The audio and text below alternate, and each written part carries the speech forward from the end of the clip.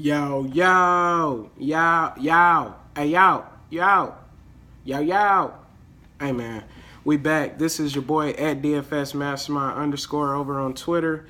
Feel free to give me a follow. Thank you for clicking on the video today. Today's date is March the 15th. We got a 10-game slate.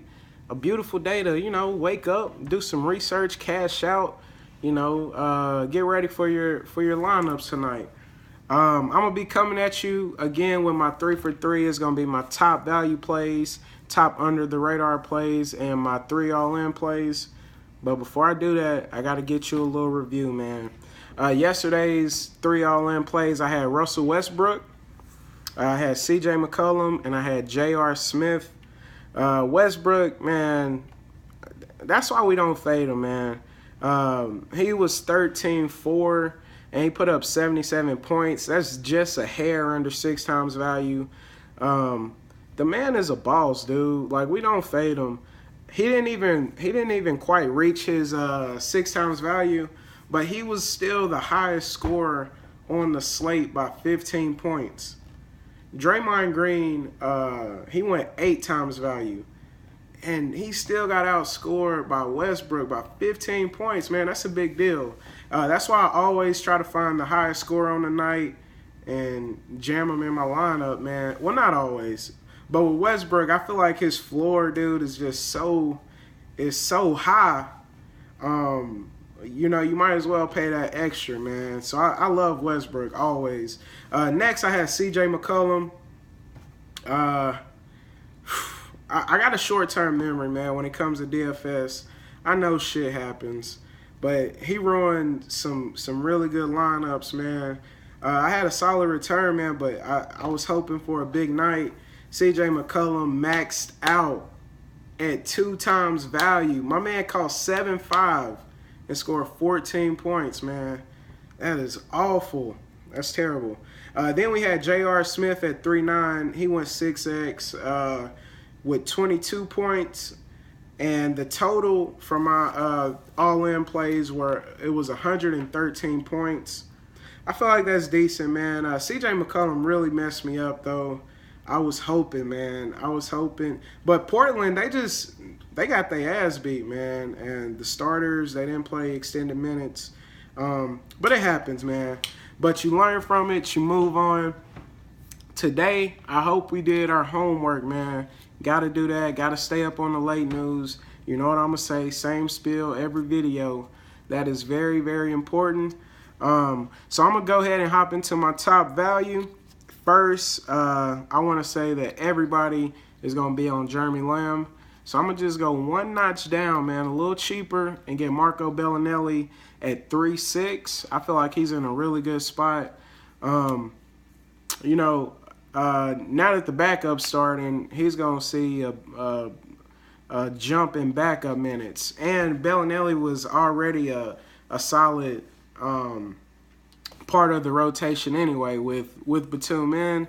But with Batum out, man, I think a bunch of shots open up.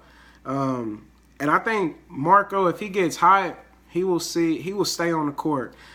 Either for Lamb or Gilchrist. I don't know which one it'll be. But he'll be on the court, man, if he stays hot. And he will sub in for both of those players. So I think he's in a really good spot tonight. Moving on, next I have Nene Hilario. I don't really know how to say his last name. But I got Nene backup center for Houston at 3.9. I feel like he's in a good spot. Vegas is telling us it's going to be a high-scoring game between these Houston and Laker boys. So I want to give me some pieces, man. And I don't know if I feel comfortable with spending a lot of money on Harden, and this game could get out of control, man. And I mean fast. They both like to play fast. Houston likes to make threes. Lakers like to miss them. So it could get out of hand really, really fast. But, I think Nene would be a safe play regardless. He's going to see the regular backup minutes for Capella. There's always that chance if a player gets hot, he'll stay on the court a little extra. And he'll get blowout minutes. If it's starting to get away from the Lakers, they'll bring in their second unit for a while.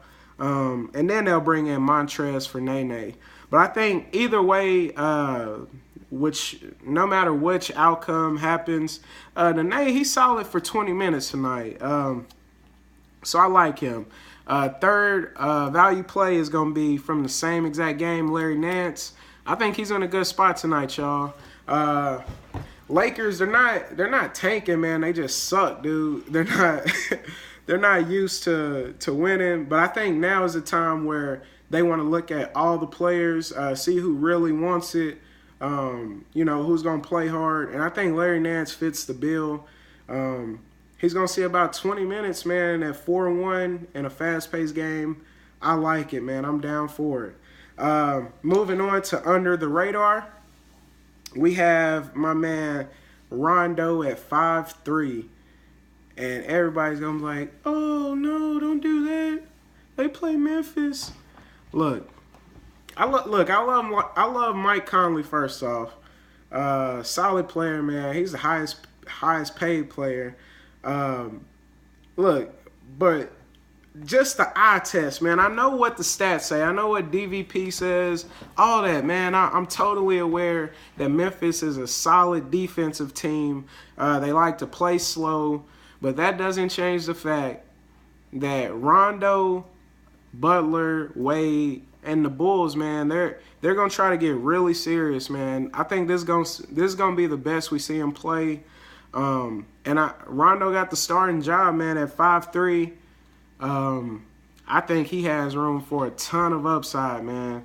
Especially, I think he can get these boys running, man, and it'll be a nice game. I'm down to watch it. I don't see Mike Conley just shutting Rondo down. He likes to pass the ball anyway. And Rondo will get a couple fancy finesse layups. So yeah, I really like him tonight, man. I think he was really close to being one of my all-in plays. I got 3 lineups tonight.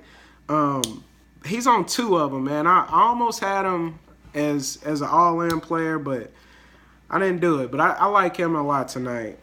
Next, we got Bielitsa for Minnesota going up against Boston. He costs 4-4. He's been sitting around 25 to 30 minutes, man. You got to look at that. The man comes in, he scores, he shoots the ball very well. Boston's bigs, their defense doesn't scare me, whether it's Amir Johnson, whether it's Kelly Olynyk, Jarekko, Horford, none of those, their defense, I don't care about that. It's non-existent. So I think he's in a good spot. Then, last but not least, my third under the radar is going to be Gilchrist. Kid Gilchrist, like I said, Batum is out. I think he's going to try to pick it up, man. They're going to need more shots to fall down. They try and take some of the pressure off Kemba's back. I think Kid Gilchrist and Bellinelli, they really help. I think Lamb he's actually in a good spot too, man. But I think he's going to be somewhat chalky. I think people are going to chase the points he just put up. Lamb, he's a good man. He's a good player, dude. But I'm all about that price, man. Like, I'm trying to save money. Dude. Like, that's what I look for. And I look for people who under the radar, who won't be chalk everywhere, you know what I'm saying? So I like to kind of separate myself a little bit, and I think those 2 players, they could have really good games. Moving on to my all-in plays, these are my 3 top players. I'm starting my lineups with all of these guys, 100% of my lineups. First, I've been doing all this talk about Charlotte, so you know who I'm going with, man. Kemba at 8'6". I think he's in a really good spot. Batum out, his production is gonna go up. They just got done playing Indiana not too long ago. Let me look real quick. But I remember Paul George and Kemba going off. Oh, they played on the 6. Kemba, he scored 28 real points and 49 fantasy points. And that was with Batum. So I think, you know, the shots are gonna be there, man. All the shots he wants. I really love him. He was my first. Like, I knew it as soon as Batum was out. Even last night, I knew Kemba was gonna be my first, you know, all-in player today. So I really love him. Sticking with the trend, I'm gonna throw Marco Bellinelli as one of my all-in plays, just because we want to save some value, man. I don't know what studs y'all like out there, but hopefully these 3 players, man, it'll still allow you to get a stud. You know, save you some, you know, I throw a little value in there, save you some money. And Bellinelli's in a really good spot. I hate to beat a dead horse, but that's just how I'm feeling today. I'm Charlotte heavy, man. But no Lamb. I don't have any Jeremy Lamb. I'm going to avoid that route. I like to make a stand on, like, if I have a feeling about something, you're better off making a stand. And if it don't go your way, it don't. But trying to cover both sides, it'll ruin a lot more for you. So I have a really good feeling about Kemba tonight. Really good feeling about Bellinelli. Last player is Devin Booker. In a high-pace, fast game, dude. It's going to be a high total. It's going to be a shootout. D-Book, man. He got that stroke. That's the light-skinned assassin. Pause on that. He got that stroke. He can really shoot the ball. I like him tonight a lot, man.